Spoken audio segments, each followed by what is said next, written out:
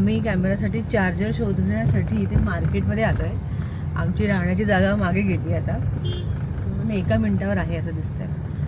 आणि इथे मार्केटमध्ये फक्त चिक्की आहे, दुसरं काहीच नाही. दुसरं काहीच लागत नाही इथे माणसांना कदाचित, फक्त चिक्की.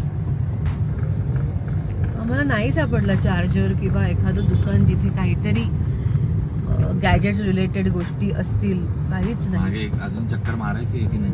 नाही नाही नको, आता आपण जाऊया हॉटेलवर आणि तिथेच त्यांना विचारूया.